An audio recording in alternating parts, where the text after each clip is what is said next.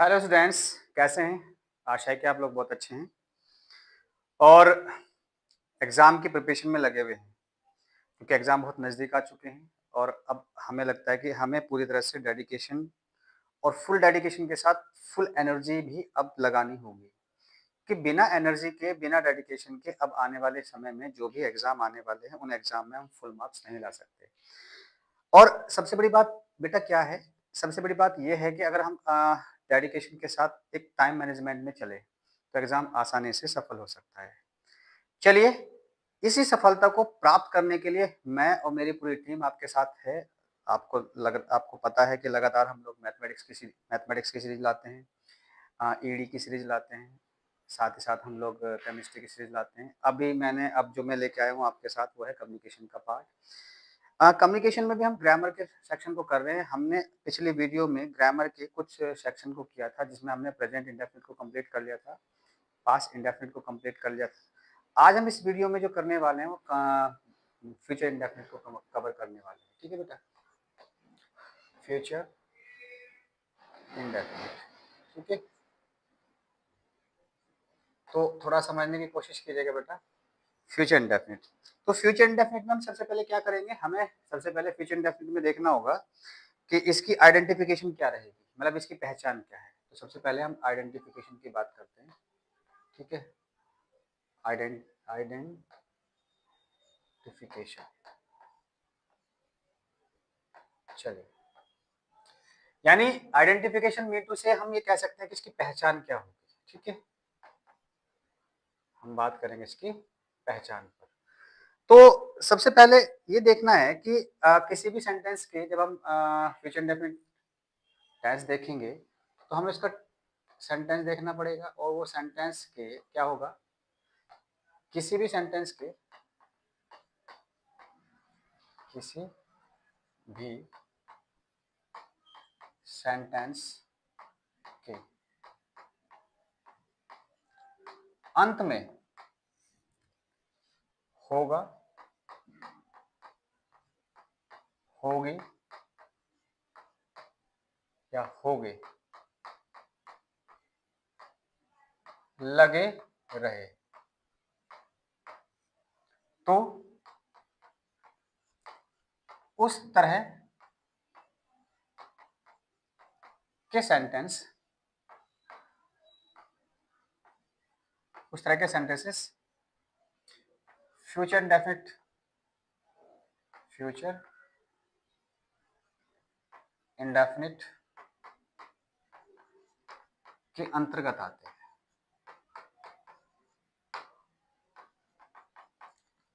ठीक है बेटा, यानी हमें क्या देखना है, हमें ये देखना है कि फ्यूचर इंडेफिनिट टेंस में क्या होता है। सबसे पहले हमें देखना है कि वे जो टेंस होंगे उसके सेंटेंस में ये चीजें आई हुई होगी लास्ट में। एग्जाम्पल के तौर पे समझते हैं, जैसे वह खाना खाएगा,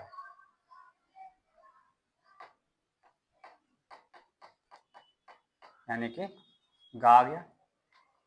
ठीक है, वे खत नहीं लिखेंगे, यानी ये हो गया, गे आ गया।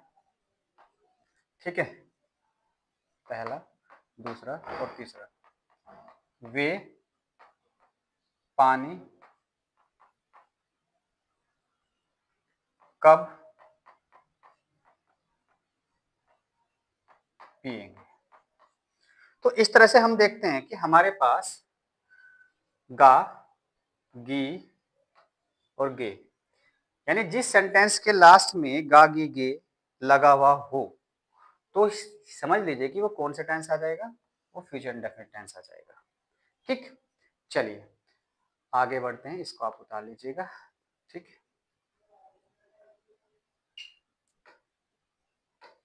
आगे बढ़ते हैं। यहां पर आगे बढ़ेंगे तो हमें देखना होगा कि इसकी कैसे इसको बनाएंगे, यानी structure, STRUCTU, structure of present indefinite tense.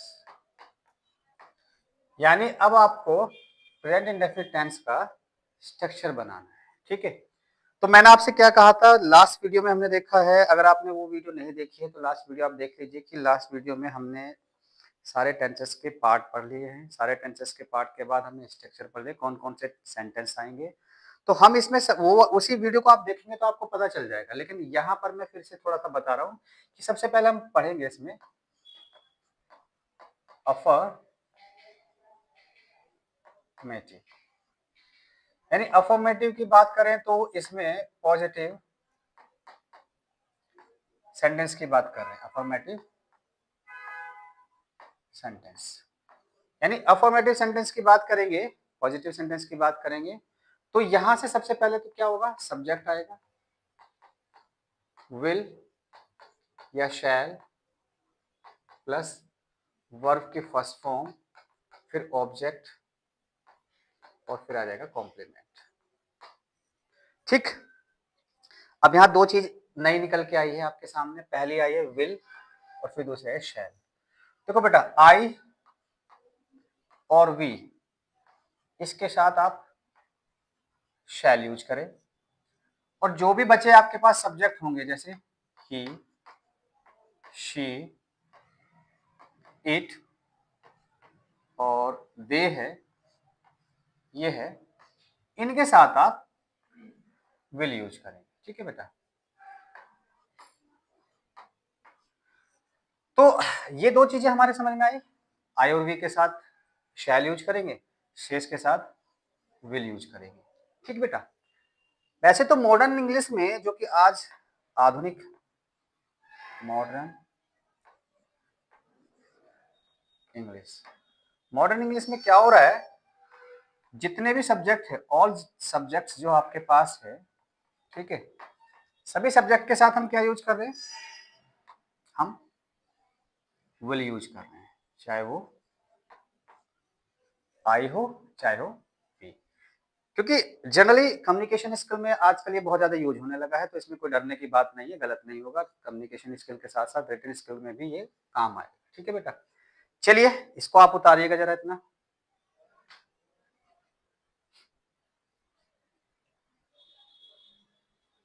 चलिए बेटा आगे बढ़ते हैं, इसका आप स्क्रीनशॉट ले सकते हैं। ठीक, आगे बढ़ेंगे, आगे बढ़ेंगे इसका नेगेटिव पार्ट की तरफ। ठीक है,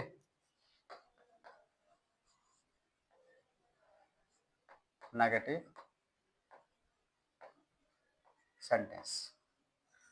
अब नेगेटिव सेंटेंस की तरफ बढ़ेंगे हम लोग, तो यहां पर सबसे पहले क्या बनेगा, सब्जेक्ट बनेगा प्लस विल या शैल प्लस नोट। ठीक है, नोट, वर्ब की फर्स्ट फॉर्म, ऑब्जेक्ट और कॉम्प्लीमेंट। ठीक है, यानी अब क्या हो जाएगा, यहां नोट आएगा। ठीक, विल और शैल दोनों के साथ नोट, और वर्ब की फर्स्ट फॉर्म आपकी हर एक सब्जेक्ट के साथ आनी है, चाहे सब्जेक्ट सिंगुलर हो चाहे सब्जेक्ट प्लूरल हो, इससे कोई मैटर नहीं करेगा। आपको क्या करना है बेटा, अगर आपके पास सब्जेक्ट आपके पास सिंगुलर है तो भी वर्ब की फर्स्ट फॉर्म आएगी, अगर आपके पास सब्जेक्ट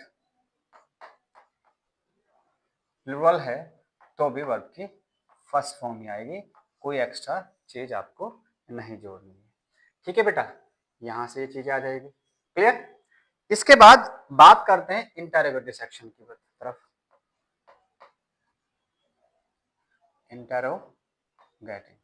इंटरोगेटिव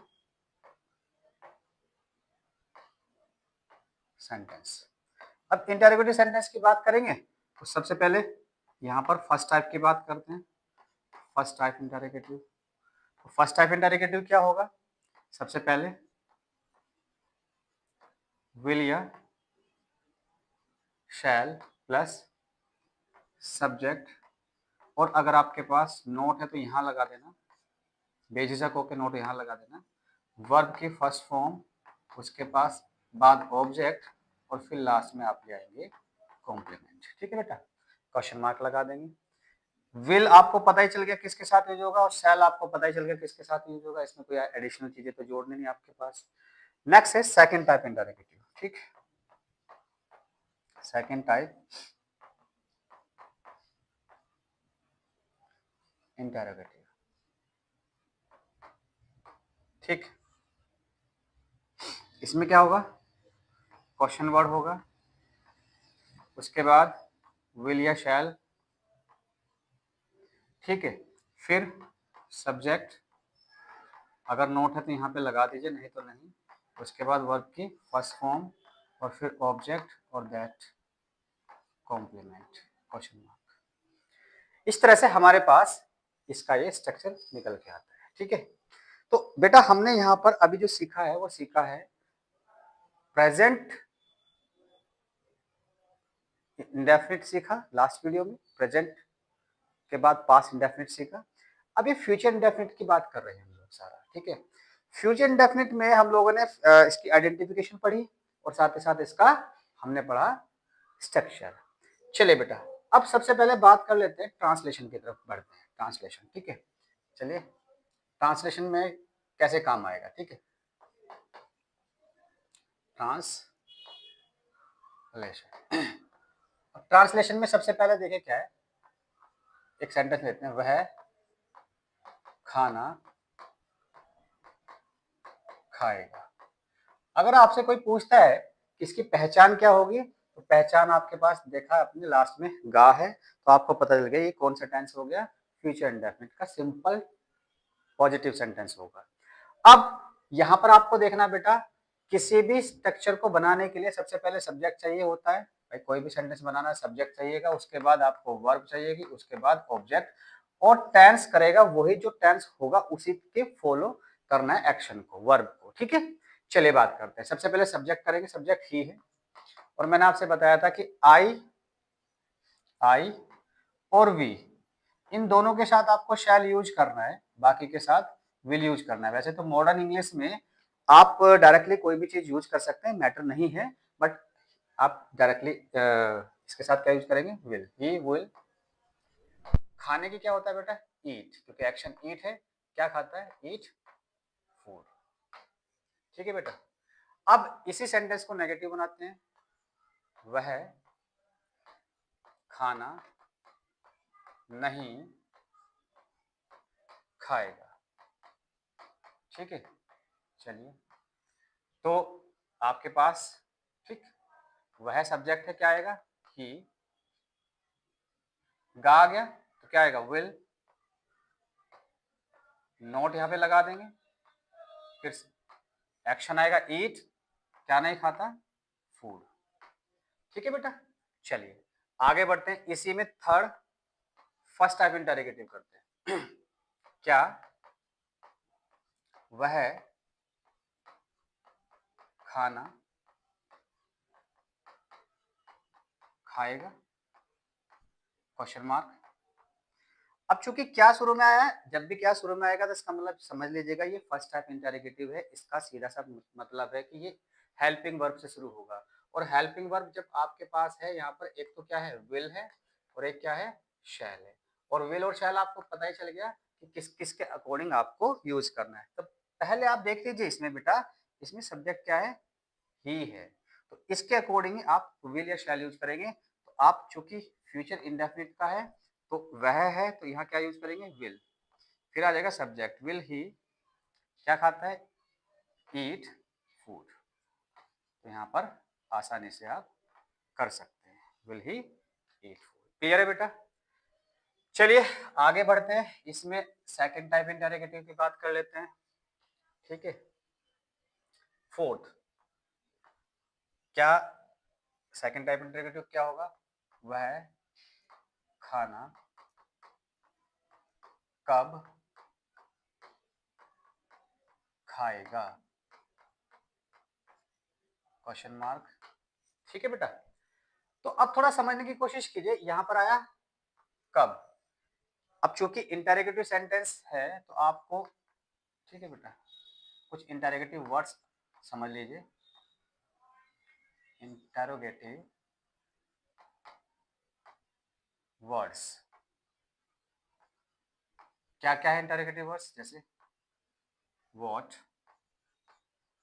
यानी कि WH, when, where, which, why, whom, whose। ठीक है, इस तरह से आपके WH टाइप के इंटरोगेटिव हो जाएंगे। ये इंटरोगेटिव वर्ड्स कहलाते हैं। तो इसमें जब हम बात करते हैं व्हाट मीन्स क्या होता है? क्या, व्हेन कब, वेयर कहाँ, विच कौन सी, वाई क्यों, होम किसकी, हुज किसका। इस तरह से आपके पास ये बन जाएगा। ठीक है बेटा, तो यहां पर हम बात कर रहे हैं कब, तो बात करें कब की तो आ जाएगा व्हेन। अब चूंकि फ्यूचर है तो क्या बनेगा? विल। विल क्यों यूज कर रहे हैं? क्योंकि सब्जेक्ट ही है। क्या आ जाएगा बेटा? When will he eat food, question mark. ठीक है बेटा, इस तरह से हम लोगों के पास ट्रांसलेशन का पार्ट ये बन जाता है। तो आप इस तरह से ये कर सकते हैं। ठीक है बेटा, इसको उतारिएगा, स्क्रीनशॉट ले लीजिए।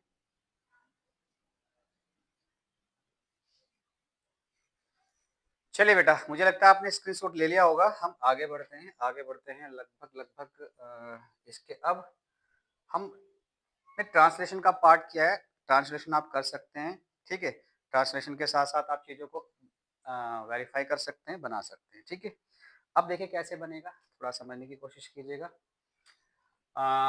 हम लोग डिस्कस करेंगे आगे बोर्ड में आए हुए क्वेश्चंस पर। ठीक है, बोर्ड टारगेटेड क्वेश्चंस पर। ठीक है, तो बोर्ड टारगेटेड क्वेश्चंस की हम जब बात करेंगे तो वो किस तरह से होते हैं बेटा, थोड़ा समझने की कोशिश कीजिएगा। जैसे मान लीजिए मैंने लिखा है I dash eat mangoes tomorrow. तो यहाँ पर विल या शैल आ जाएगा। ठीक है, एक। दूसरा you dash note read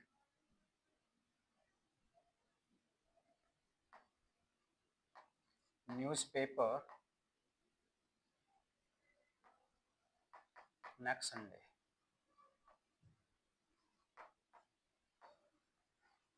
will या शैल। ये दो क्वेश्चन को आप एक बार जरा देखिएगा, एक मिनट। चलिए बेटा, क्वेश्चन नंबर थर्ड पढ़ते हैं। Dash they eat mangoes next birthday, question mark. चौथा इसमें ऑप्शन आ जाएगा विल या shall. Question number four dash we come at your home next Monday,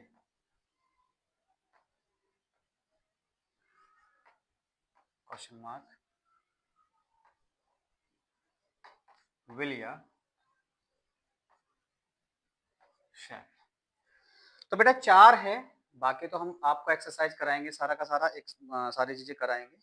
ठीक है, पहले हम 4 पर डिस्कस करते हैं। देखो बेटा, यहाँ से इसने कहा, देखो ध्यान से रखना, जैसे टुमारो आ गया, ध्यान रखना ये फ्यूचर इंडेफिनिट का है, तो इसमें विल और शैल आएगा। वैसे भी आपको पता है कि विल शैल जहाँ लगता है वहाँ फ्यूचर इंडेफिनिट आ जाएगा। तो अब आपको इनमें से कौन सा भरना है सब्जेक्ट के अकॉर्डिंग। देखिए यहाँ पे क्या है, आई। मैंने आपसे बताया था आई और, ठीक है, आई और वी, इन दोनों के साथ शैल यूज करना। ये बहुत फंडामेंटल बेसिक कॉन्सेप्ट है। तो आई है तो क्या यूज करेंगे, शैल। आई शैल ईट मैंगोस, ठीक। इसके बाद इसमें से you not read newspaper next Sunday. तो अब यू है तो शैल तो आपको पता लगे आई और वी के साथ यूज होना है, बाकी क्या यूज होना है, यहाँ पे विल आ जाएगा। इसमें क्या भर देंगे बेटा, विल, ठीक। इसके बाद नेक्स्ट बर्थडे आने वाला है तो फ्यूचर है, डे आया हुआ है तो आपको शैल तो यूज नहीं करना, क्या यूज कर देंगे, विल यूज कर देंगे, क्योंकि यहाँ पर ये यूज हो जाएगा, ठीक है। इसके बाद नेक्स्ट मंडे है और चूंकि क्या आया हुआ है, वी है, वी है तो आई और वी के साथ क्या यूज होना है, शैल। तो यहाँ पर क्या हो जाएगा, शैल यूज कर देंगे। बहुत सिंपल सी बात है, ठीक है, आप इसको फंडामेंटली कर सकते हैं। अभी यहाँ हम फंडामेंटल क्वेश्चंस की बात कर रहे हैं, फंडामेंटल कंडीशंस की बात कर रहे हैं, ठीक है। चलिए आगे बढ़ते हैं, इसके बाद हम बात करेंगे, ठीक, सभी चीज़ों की बात करेंगे। तो डिस्कस कर लेते हैं थोड़ा सा आगे। हम बात करेंगे प्रेजेंट कॉन्टिन्यूस की, ठीक है। तो प्रेजेंट कॉन्टिन्यूस पढ़ते हैं, प्रेजेंट कॉन्टिन्यूस की बात करेंगे। तो प्रेजेंट कॉन्टिन्यूस क्या कहता है थोड़ा समझने की कोशिश कीजिए, ठीक है। अब बात करेंगे प्रेजेंट, या प्रेजेंट इंडेफिनिट हो गया, प्रेजेंट कॉन्टिन्यूस की बात करते हैं, ठीक है। प्रेजेंट कॉन्टिन्यूस, चलिए बात कर लेते हैं प्रेजेंट कॉन्टिन्यूस की। अब सबसे पहले प्रेजेंट कॉन्टिन्यूस को अगर आपको पढ़ना है तो पहले इसकी आइडेंटिफिकेशन की बात करेंगे, ठीक है, पहचान की। चलिए बोलो, पहचान क्या है।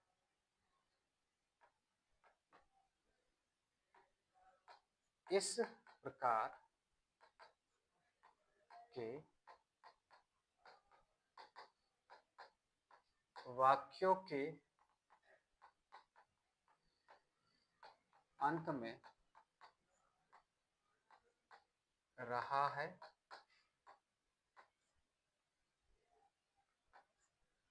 ठीक है,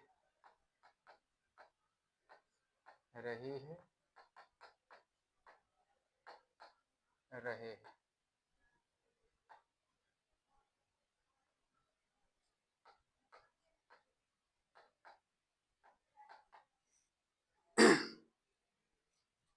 आदि शब्द आते हैं, ठीक है। कैसे, एग्जाम्पल के तौर पर देखते हैं। वह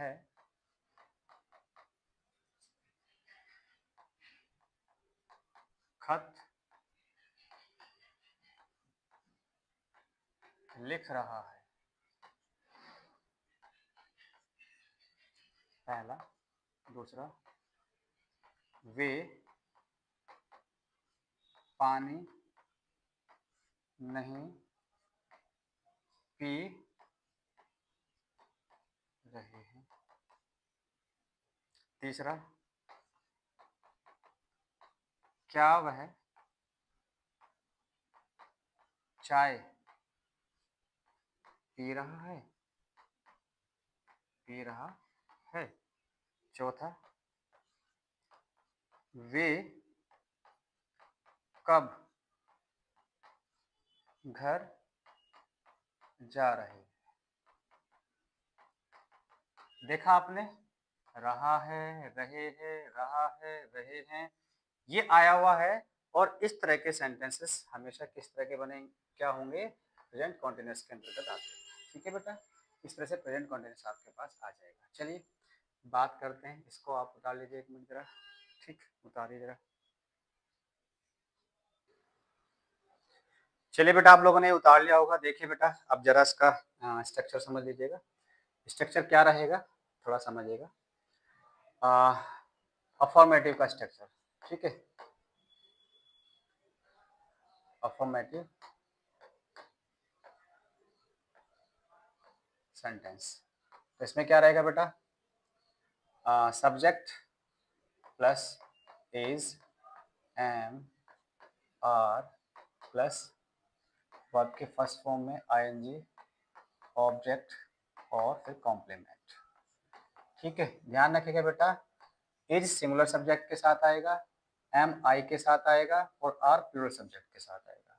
यानी सिंगुलर जहां पर सब्जेक्ट होगा, सिंगुलर सब्जेक्ट, वहां पर इज का यूज करना है।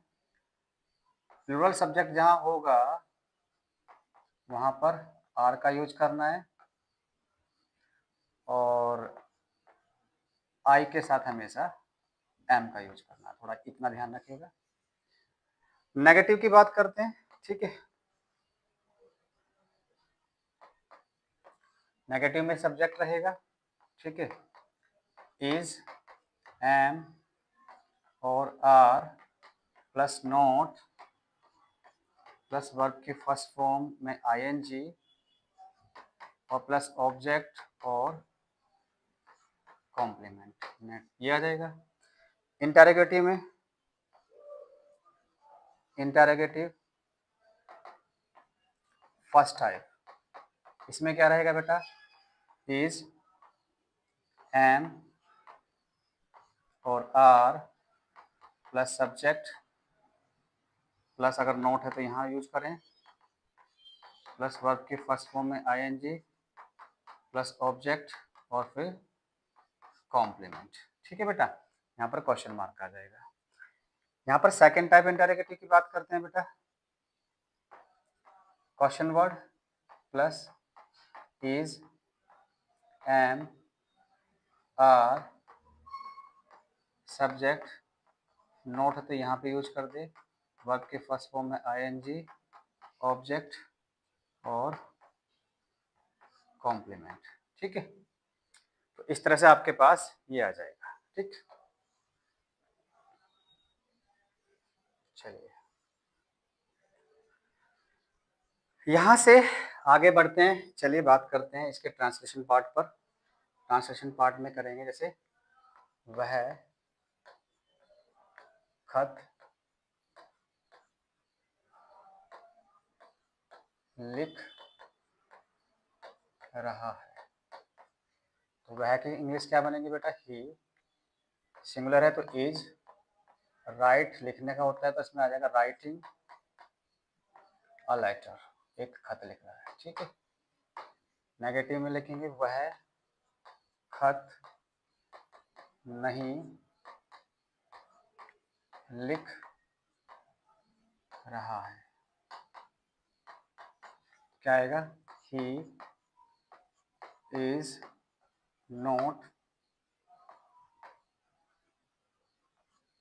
Writing a letter. इसके बाद वह क्या वह खत लिख रहा है, क्या होगा, is he writing a letter, question mark, वह खत क्यों लिख रहा है, तो ये आ जाएगा क्यों, तो why is he writing a letter. इस तरह से आप इसके ट्रांसलेशन बना सकते हैं। देखिए बेटा, इस वीडियो में हम लोगों ने दो पार्ट पूरे किए हैं, पास्ट फ्यूचर इंडेफिनिट को पूरा किया है, प्रेजेंट कंटिन्यूअस का। अगले वीडियो में हम लोग इसके आगे के पार्ट को पढ़ेंगे। तब तक बने रहिए हमारे चैनल के साथ। Thank you very much.